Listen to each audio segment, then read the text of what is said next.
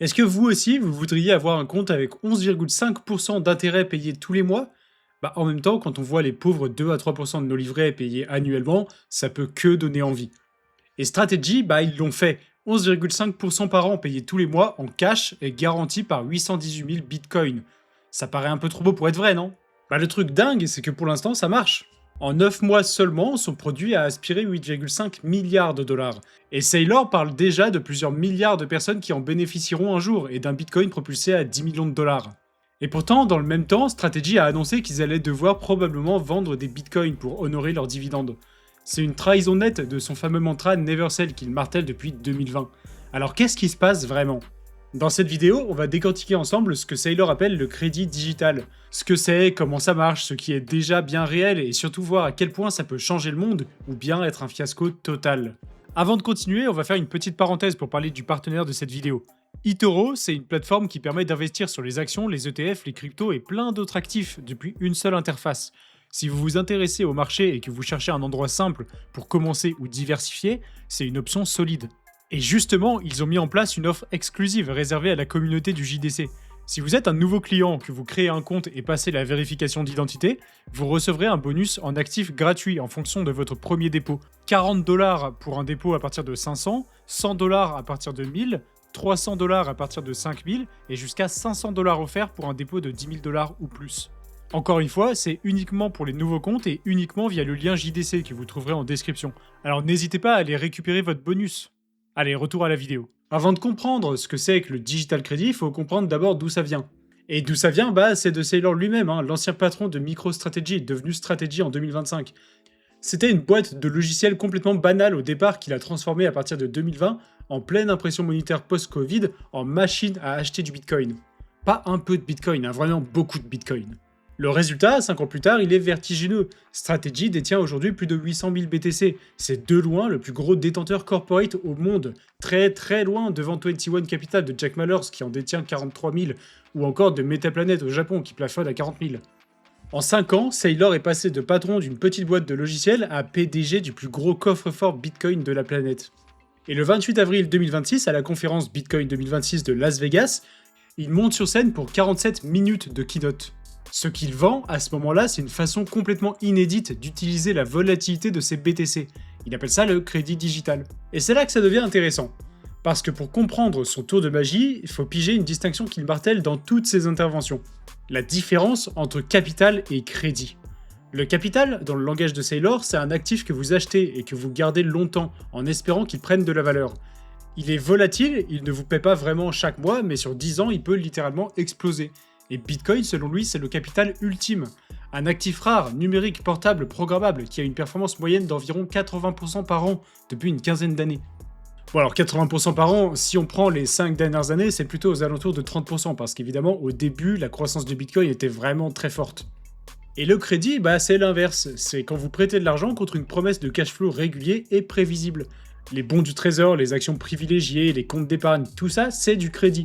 Et oui, ça paraît contre-intuitif, mais votre compte épargne, bah c'est du crédit. Par exemple, en France, en mettant de l'argent sur le livret A, bah vous prêtez votre argent pour financer des logements sociaux, en tout cas en grande partie. Le crédit, c'est ennuyeux, ça a des rendements faibles, mais c'est stable. Et Saylor, lui, il a compris un truc qu'il a maintes fois répété. Le monde se construit sur le capital, mais il tourne sur le crédit. Le problème, selon lui, c'est que ces deux mondes ne se parlent jamais. Les épargnants ne veulent pas de volatilité, et à l'inverse, les investisseurs, bah la stabilité, ça les intéresse pas vraiment. Évidemment, c'est un peu plus subtil que ça, mais vous saisissez l'idée. Ce que Saylor prétend avoir inventé, c'est tout simplement le pont entre les deux. Ce pont, il s'appelle le STRC. Il a un prix cible de 100$, un peu comme un stablecoin finalement, même si c'est un peu différent, et un dividende variable autour de 11,5% par an, payé chaque mois en cash. Mensuel en cash. Vous voyez l'idée? Pour chaque dollar de STRC émis, Strategy détient 5$ de Bitcoin en sous-jacent. Ça veut dire qu'avec ce coussin, Bitcoin pourrait théoriquement chuter de 80% et les détenteurs de STRC seraient encore protégés. Il y a quelques mois sur la chaîne, je vous avais parlé de long en large du STRC, et depuis, il a pas mal grandi. La volatilité du Bitcoin, qui tourne autour de 40% par an, est compressée à 2,9% sur le STRC. Le Sharpe ratio est de 2,53. Alors pour vous donner un repère, c'est meilleur que la quasi-totalité des produits de crédit classiques disponibles sur le marché. Pour ceux qui connaissent pas, le Sharpe Ratio, en gros, c'est une note qui mesure combien de rendement vous touchez par rapport au risque que vous prenez. Plus le chiffre il est haut, mieux c'est, et tout ce qui dépasse 2 est considéré comme excellent en finance traditionnelle. C'est ce que Saylor appelle du engineered credit, du crédit fabriqué sur mesure. En clair, il prend la volatilité explosive du Bitcoin et il la transforme en cash flow tranquille pour les épargnants. Mais pourquoi est-ce que ce serait possible uniquement sur Bitcoin dans ce cas-là? Pourquoi pas avec l'or ou l'immobilier par exemple? Eh bien la réponse de Saylor, elle est mathématique. D'après lui, un produit de crédit ne peut jamais durablement payer plus que ce que son actif sous-jacent rapporte. Bitcoin, avec ses à peu près 38% annualisés sur les 5 dernières années, laisse selon lui pas mal de marge, là où les autres actifs, pas vraiment. En tout cas, assez de marge pour avoir de quoi rémunérer 11% aux investisseurs en crédit et garder le reste pour les actionnaires. C'est la condition mathématique sans laquelle rien ne tient. Maintenant que vous avez compris la mécanique, faut regarder la vraie ambition de Saylor, parce que le STRC c'est qu'une couche d'un plan beaucoup plus grand. À Bitcoin 2026, Saylor il a structuré toute sa keynote autour d'une architecture en 3 couches. Et c'est là qu'on comprend où il veut vraiment emmener tout l'écosystème. La première couche, c'est Bitcoin, le capital numérique, l'apex de tous les actifs, le super prédateur. Enfin, selon lui, mais rien de neuf là, c'est son pari. La couche 2, justement, c'est le crédit numérique. Et là, faut bien se dire que même si on en parle beaucoup, STRC n'est pas tout seul. Strategy a émis toute une famille d'actions privilégiées, chacune avec son profil. Il y a le STRK à 8%, convertible en MSTR, il y a le STRF à 10%, la plus senior, donc la plus protégée, le STRD à 10%, la plus junior, et STRC avec environ 11,5% à taux variable, et payé mensuellement.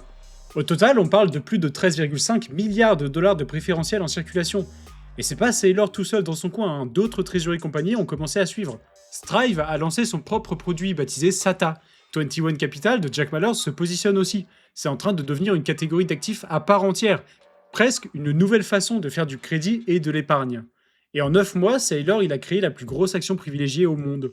Et la troisième couche, c'est celle qui, selon lui, a le plus de potentiel, c'est la couche du rendement programmable. C'est là où d'autres entreprises construisent par-dessus STRC. Des stablecoins productifs, des comptes d'épargne tokenisés, des ETF, des produits de yield programmables, tout ça théoriquement accessible à n'importe qui sur la planète. Et 3 projets sont déjà bien avancés. Le premier s'appelle Apix, il émet 2 tokens, le APX USD, un dollar synthétique adossé à environ 90% de STRC, et le APY USD qui capte le dividende. Ils ont 800 000 STRC et projettent d'atteindre le million d'ici peu.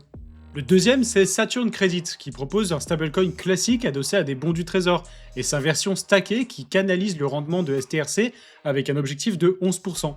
Saturn a accumulé 15 millions de dollars de STRC en à peine une semaine. Une semaine, vous réalisez?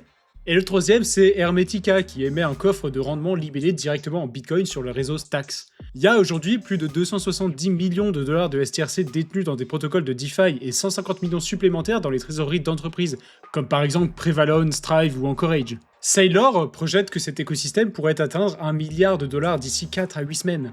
Alors c'est important de le préciser quand même, c'est sa projection à lui. C'est pas encore un état de fait, mais il faut avouer que le mouvement il est bien réel. Bon, maintenant, faisons un peu le tri. Ce qui existe vraiment début mai 2026, c'est très concret. C'est le STRC qui pèse 8,5 milliards de dollars avec entre 375 et 400 millions de liquidités quotidiennes. Un gros 80% de ces détenteurs sont des particuliers avec environ 3 millions de foyers selon les chiffres avancés par Strategy. En gros, ceux qui ont du STRC aujourd'hui, c'est papa et maman. BlackRock en détient pour 210 millions de dollars dans son ETF iShares Preferred and Income, où c'est devenu sa 4e position. Vanek, ils en ont pour 127 millions dans leur fonds. Et pour les Européens, c'est déjà accessible. 21 Shares a lancé un ETP sur STRC à Amsterdam le 26 février 2026, puis une cotation à Londres début mai, rendement variable autour de 11,25%. Et aux États-Unis, Strive et Total Capital ont déposé fin mars un dossier auprès de la SEC pour un ETF dédié. L'approbation est attendue pour la mi-juin et ce serait le tout premier ETF spécifiquement étiqueté Digital Credit. En clair, ce produit n'est plus au stade de projet, comme c'était le cas la dernière fois que je vous en ai parlé. Il est partout. Bon alors, faut quand même remettre l'église au milieu du village. Concernant le milliard de personnes avec un compte numérique à 8 à 10% de rendement, aujourd'hui on est à 3 millions de foyers. C'est bien, mais il y a encore du chemin. Bitcoin à 10 millions de dollars et un réseau à 200 trillions, la capture de 5 à 10% du marché de crédit mondial. Ça, c'est des projections de Saylor, pas des faits. Les 1000 entreprises annoncées sur la couche 3, pareil, et pour l'instant on n'en compte qu'une poignée. Et c'est là que les choses se compliquent un petit peu. Strategy a publié ses résultats le 5 mai avec des pertes nettes de 12,54 milliards de dollars sur le premier trimestre 2026. C'est tout simplement la plus grosse perte trimestrielle de son histoire. Bon, c'est pas une perte sèche non plus, c'est plutôt une perte comptable, parce que le prix du Bitcoin a chuté lui aussi. Ensuite, lors de la conférence de résultats, pour la première fois, Saylor a admis que la société pourrait, je cite, probablement vendre une partie du Bitcoin pour honorer ses 1,5 milliard de dollars d'obligations de dividendes annuels. C'est une rupture frontale avec son fameux Never Sell qu'il martèle depuis 2020, et le marché de prédiction Polymarket a réagi instantanément. La probabilité d'une vente est passée de 10 à 48% en quelques jours pour la fin de l'année. Et enfin, Peter Schiff parle ouvertement, je cite, de Ponzi le plus évident qui n'ait jamais existé. Alors, à nuancer directement parce que c'est important, Schiff, c'est un anti-Bitcoin historique, et un mec qui a rarement raison quand il s'agit de parler de l'invention de Satoshi Nakamoto, en tout cas jusqu'ici. Mais le mécanisme qu'il décrit, lui, il est pas si bête que ça. Les dividendes versés aujourd'hui sont financés en grande partie par les nouvelles émissions de STRC vendues demain. C'est l'argent des nouveaux acheteurs qui payent les anciens. Une promesse de rendement très haut, un système où les anciens sont payés par les nouveaux, tout ça, bah effectivement, il y a de quoi se poser des questions. Et enfin, faut lire les petites lignes. Les actions privilégiées de stratégie, donc le STRK, le STRC, tout ça, ne sont pas juridiquement collatéralisées par les bitcoins de stratégie. Pas du tout. Le terme de Bitcoin backed qu'on lit partout dans la presse, c'est un raccourci marketing. Et concrètement, en cas de gros pépin, ça veut dire quoi? Bah, ça veut dire que si stratégie doit un jour être liquidée, les bitcoins ne sont pas mis de côté pour rembourser les détenteurs de STRC. Ils servent d'abord à rembourser la dette de l'entreprise, puis les détenteurs de STRF qui sont plus seniors. Et seulement après, le reliquat en cash, s'il reste quelque chose, est distribué aux détenteurs de STRC, à hauteur de 100 $ par action. Et puis un dernier point qui n'est pas un détail. Galaxy Digital en avait parlé l'année dernière. Ce modèle ne fonctionne que tant que les actions de stratégie se traitent avec une prime sur leur holding Bitcoin. Quand cette prime elle s'écrase, bah ça se corse. Et Jim Chanos, un célèbre investisseur qui avait shorté MSTR, a clôturé sa position en novembre 2025, précisément parce que la prime était passée de 2,5 à 1,20, un truc comme ça.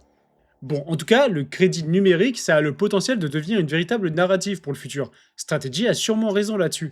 La vision en 3 couches de Saylor, avec Bitcoin comme capital, STRC comme crédit et au-dessus une couche de monnaie et de rendement programmable, elle est élégante, ambitieuse et elle a déjà commencé à prendre forme. Mais le modèle dépend beaucoup plus que Saylor ne veut bien l'admettre de 3 conditions sine qua non. 1. Que des nouveaux capitaux continuent d'affluer chaque mois.